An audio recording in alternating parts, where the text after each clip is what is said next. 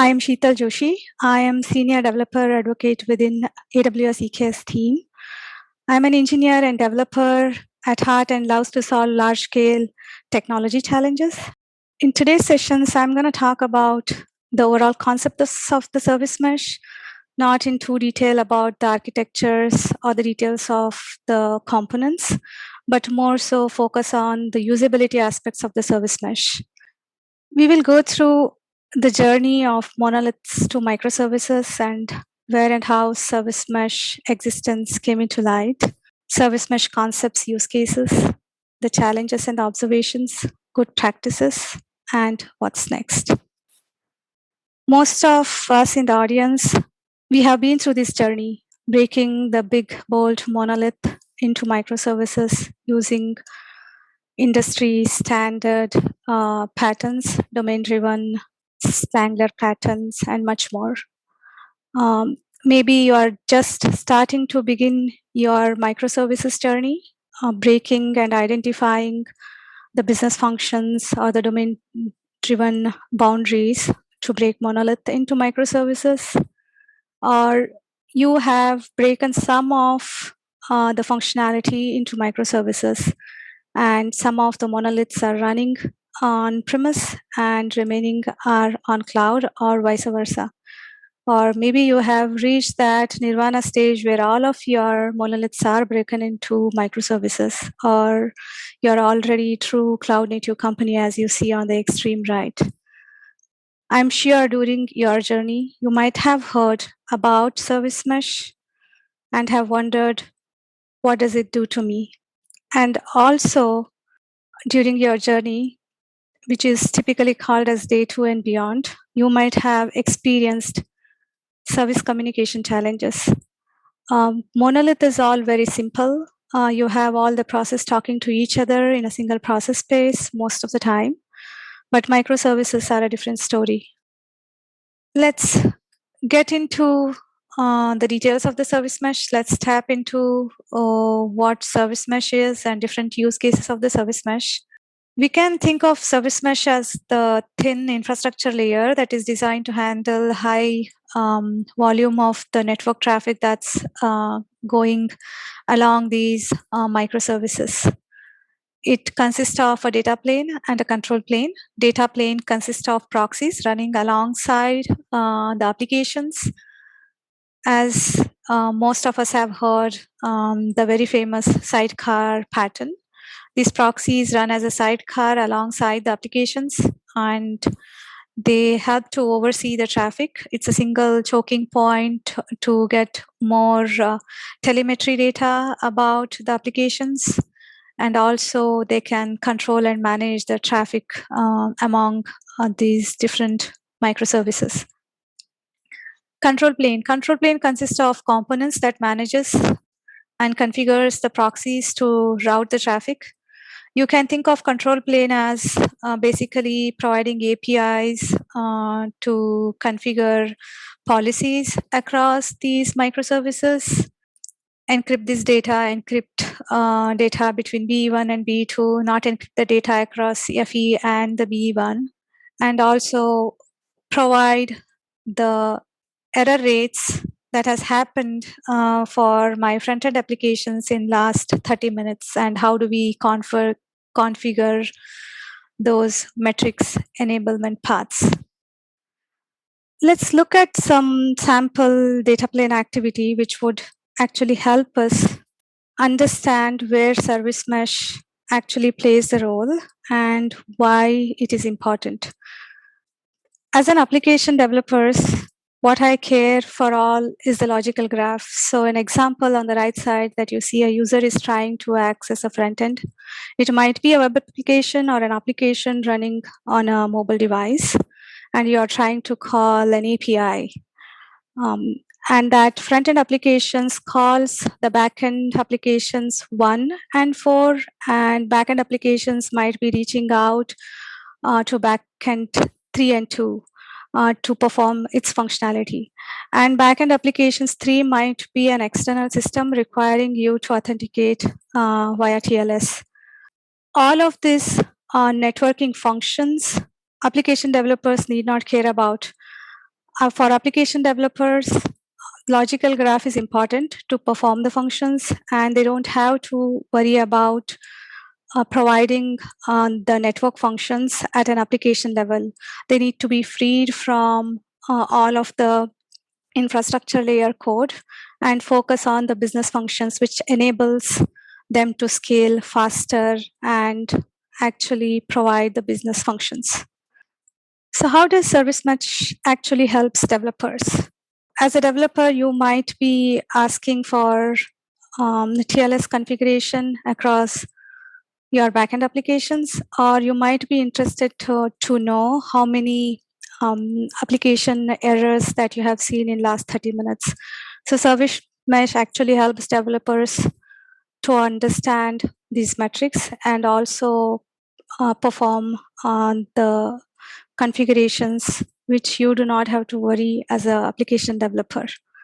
Service Mesh abstracts all of the functionality from developers.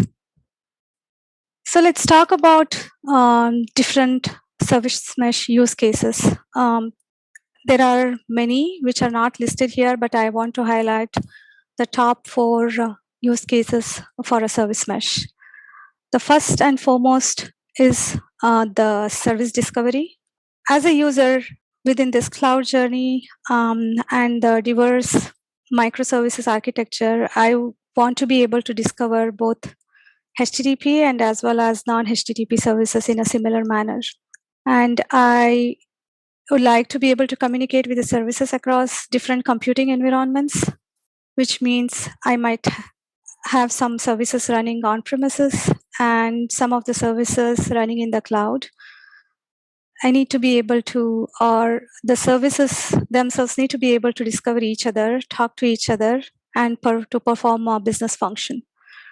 So service discovery is the important aspect of the Service Mesh. So next is the security. For healthcare and the financial sectors, security is key. Security pinning is a very much a requirement. Encryption of the traffic, the network traffic between the services is key to avoid any third-party intrusion or eavesdropping. So Service Mesh actually provides encrypting the traffic using MTLS between the services. Services often need to know who is accessing the functions, and once you have the access, what are they doing with the access? So there are 2 broad categories that we can put who into. One is peer authentication. In this case, the front end is trying to access the backend. And Service Mesh typically solve this challenge via the MTLS, whereby certificates provide the necessary ID card for the authentication. And another kind of access is the end user access, which is called as the request authentication. And you can think of JWT solving the authentication problem here, and Service Mesh also helps with the end user authentication as well. The third thing in the security aspect is the authorization. Basically, who is allowed to access what, which service can see what part of the another service, and that is done through the policies. Some of the service meshes actually define the policies in a plain YAML, and some of the services meshes actually have a deep integration to an engine which actually provides the implementation. Once you have figured out where the request is coming from, the next thing is to know what level of access do you have to a particular resource. And those can be defined via the policies. Some of the service meshes allow to define the policies in the simple YAML files, and some come with deep integrations with the open policy frameworks and the agents. The third and the important use case is observability. And observability is all about automation.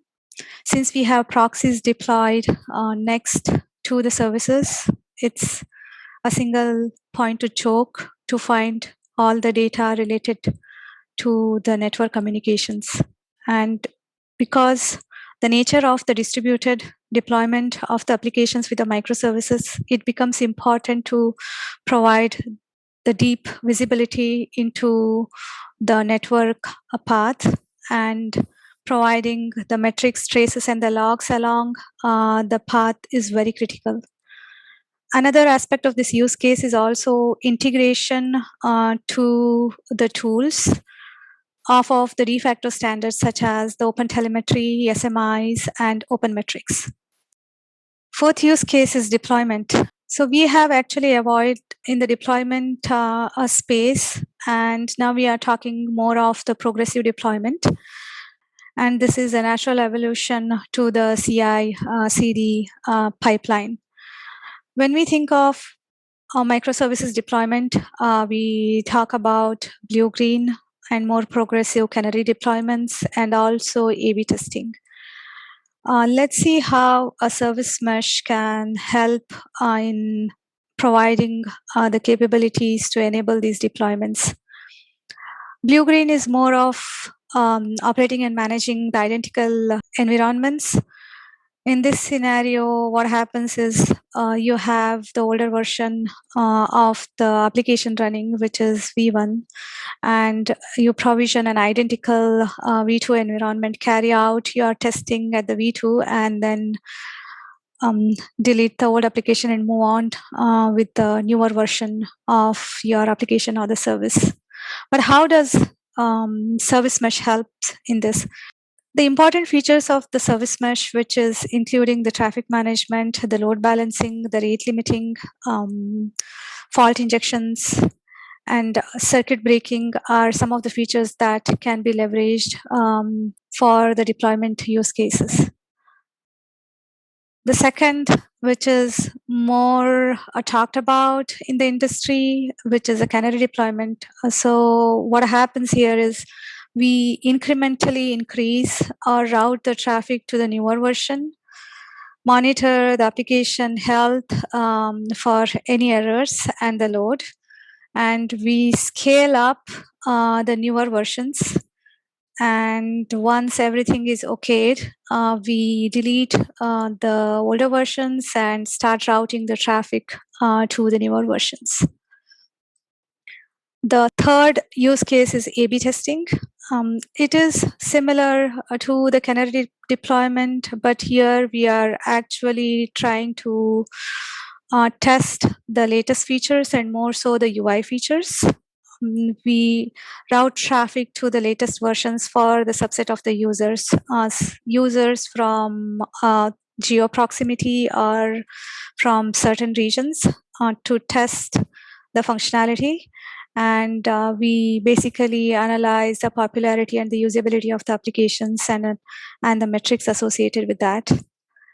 And if it proves worth, we scale or scale up or scale down the services accordingly. And with all of these deployment and the testing use cases, service mesh traffic management capabilities are put to use in the backend.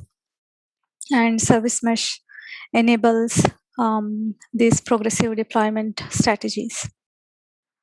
So let's get into what do we hear. We talked about the service mesh concepts, the use cases, but what do we hear from our customers today? How are they using it and what are the different challenges that they're facing? The first and foremost challenge is which service mesh to choose. There are so many in the market, each having their own implementation details and the challenges, some working off of the de facto standards and some not. NY is the popular proxy choice amongst all of the service meshes. But what do I choose? What is best for my use case?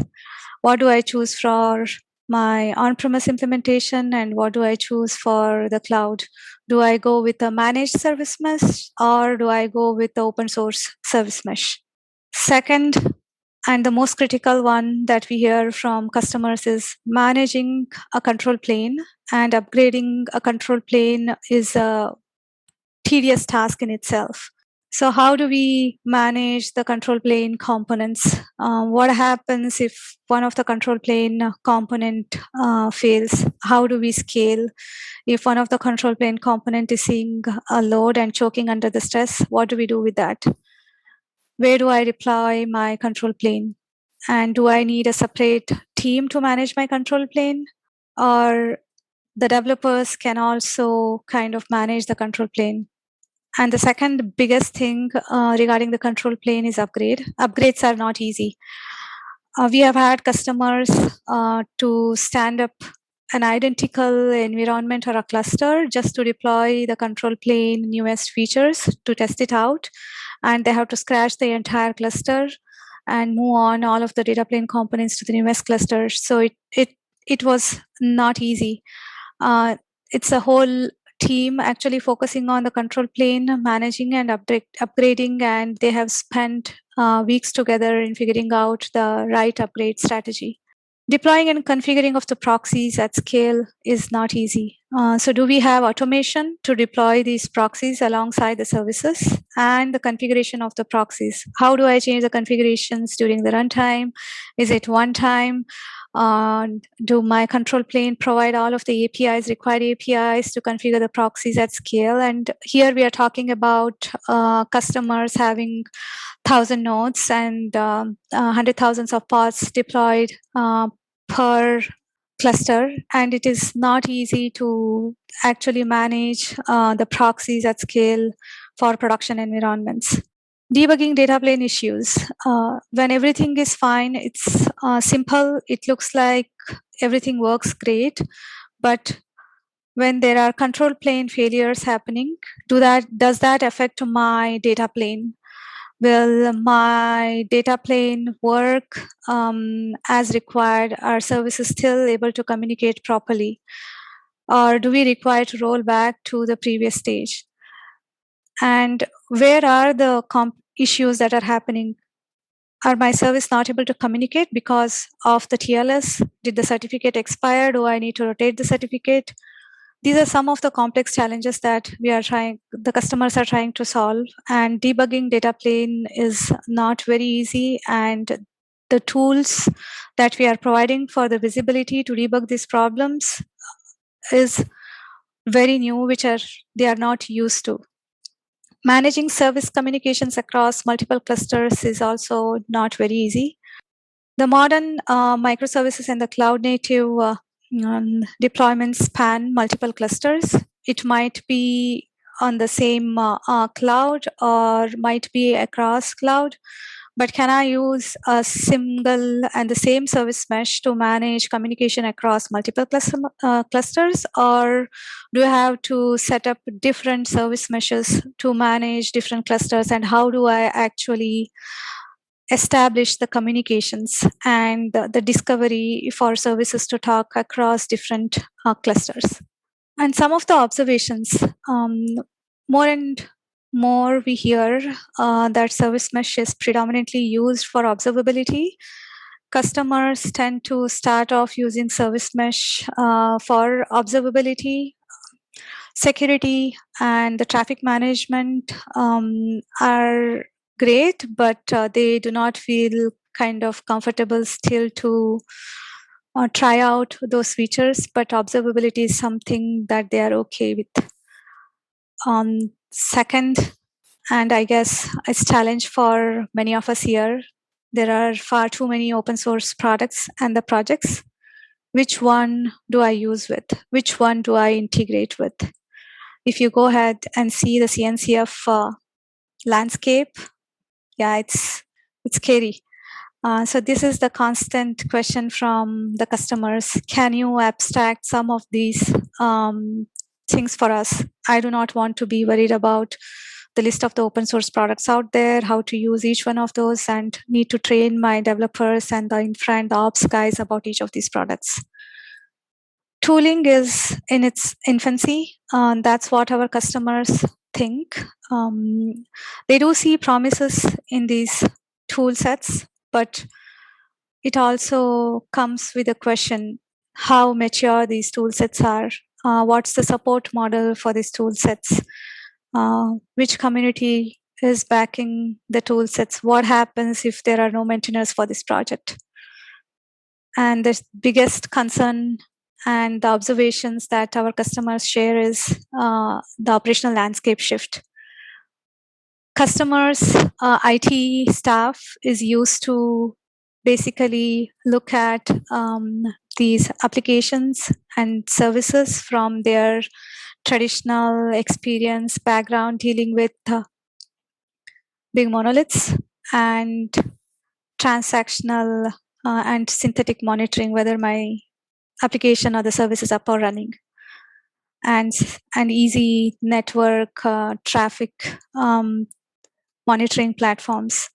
But with microservices and the cloud native infrastructure shift, there is a huge shift in the operational landscape as well. Infrastructure and the operations teams are going through the shift, and they are trying to figure out what's the best way to operate on this new DevOps and the SRE world and provide the best support to the developers. Let's move on to basically listing out some good practices for selecting a service mesh.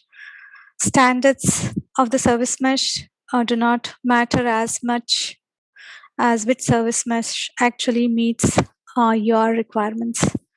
Selection criteria can be classified into 3 big buckets: runtime environment, and support for cross-compute, and total cost of the ownership. So what do we mean by runtime environment? Is a target environment supported by the service mesh that I picked? Does service mesh offer management of data plane and the control plane seamlessly? Are there APIs provided for me to manage service mesh components? And also, are there any specific networking requirements to run a service mesh and to configure a service mesh? What we mean by that is, does a service mesh has any dependency on the underlying infrastructure layer? Or does it need to run on a particular software-defined network, or does it require an SDN controller? Second is support for cross-compute. With growing cloud-native adoptions, as well as the nature of the microservices, it is very trivial these days to have workloads run on premise and on cloud, and different cloud providers and different regions. So does a service mesh actually provide the service discovery across different compute environments? Does it provide the discovery for the hybrid workloads, such as my services might be running on Kubernetes, which is predominantly the case today, but also I have some services running on bare metal, or I have some monoliths running on the VMs. Or my application is dependent on the backend databases. Can I actually discover the external services? So does the service mesh allow the APIs or the ways for me to discover the services? Is there a shared root of trust for TLS and for the certificates that is provided by service mesh in federation, which can help me to manage the TLS seamlessly across compute environments? Does my service mesh provide similar authentication and the authorization models for cross-compute workloads? And does it support intelligent routing and the load balancer capabilities? The third one is total cost of ownership. What does it take for me to run the service mesh? Do I have to worry about any specific license cost? Do I have to worry about the network load that my proxies see? Or do I have to worry or look for any additional training or the support cost for my infra and ops teams? Do developers need any specific training or an extra training to support service mesh into their day-to-day development life cycles? What are the different operational considerations that we will have to think about? The first and foremost is automation. What are the APIs or does a service mesh provide any sort of automation for deploying and managing control plane as well as the data plane? Upgrades of both control plane and the data plane is a must. How easy it is for me to patch the proxies running alongside my services? Do the services need to observe any degradation of the service, or can I do it basically runtime with my services having no effect while we upgrade or patch the proxies? Second is observability. Does the service mesh provide the important and the key metrics? Does it provide the traceability of the microservices and provide the visibility into end-to-end tracing of my business function? Does it integrate with the logging platforms such as Splunk and dashboarding platforms, external dashboarding platforms such as Datadog or Grafana? Third is integrations. So each of the key features of the service mesh, we integrate with the different systems, whether it might be open standard, open source systems or industry adopted, provided by the vendors.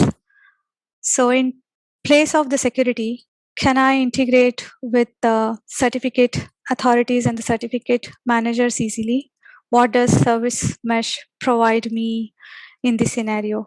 Second is observability. Can service mesh easily integrate with the downstream systems to provide the visibility into logs, metrics, as well as the traces? Can I have a single place where I can go look for my metrics, dashboards, and as well as the traces? No matter what layer the service mesh runs, there are a number of requirements for service mesh to integrate with the other tools and the products. So the first one is the security. How does service mesh integrate with other systems like certificate manager or the certificate authority like SPIFFE? What are the different API integrations provided by a service mesh? How is my authentication and authorization done? How does my service mesh integrate with the different industry standard authentication and the authorization systems? Second is policies. How policies such as access control are provided or integrated by the service mesh. Third is integration with the observability stack. And fourth is continuous deployment tool sets. Can a service mesh be easily be integrated with the CD toolchain? And also, does it provide and fit with the latest GitOps paradigm tools? So let's briefly talk about what's happening in the service mesh and what's next and what to look for. The four aspects that we have listed here on the screen. The first one is universal data plane APIs. As we discussed in the service mesh concept, we know the data plane consists of the proxies running as a sidecar along with your services. And Envoy is the biggest and the largest adopted proxy in most of the service mesh that we hear about today. And it has actually established kind of a de facto standards. There are efforts to basically consolidate and use these Envoy proxy APIs as a standard, and to provide the universal API guidance, which will help both developers as well as the vendor community going forward. Second is service mesh interface. Service mesh interface is the specification mostly for the meshes running on Kubernetes. It defines a standard that can be implemented by a variety of providers. The efforts are being underway, and the specifications are laid out to standardize the APIs and the interfaces provided by the different service meshes, and it helps customer from an adoptions perspective. In various aspects of talking through the challenges and the use cases, we touched upon multi-cluster service mesh, taking the service mesh interface to the next level. How do we standardize these interfaces across our clusters? It's very natural. We cannot avoid the discussion about multi-cluster service mesh requirement and the standardizations required to provide the multi-cluster capabilities from a service mesh standpoint. And these standardizations actually can be classified into two broad categories, which is service catalog federations and the identity federation for the workloads running across different compute environments and different clusters. The last one here, extended BPF observability, or just BPF. It's the key buzzword and the popular word that everybody is talking about. And it actually deserves a session on its own. What exactly it is? BPF is a Linux feature that enables us to easily and efficiently extend the kernel feature and the functionality. But how that is relevant in service mesh, and why are we talking about it now? Using the extended BPF, it allows for deep observability at a Linux kernel level, which allows us to expose some of the metrics at the network level, which Envoy proxies do not get into. Envoy is very great in providing the metrics at layer 4 to layer 7 level. It would be very great to see both the world coming together, and if we can also expose the metrics at the network level, so that our infra ops and developers get the end-to-end visibility.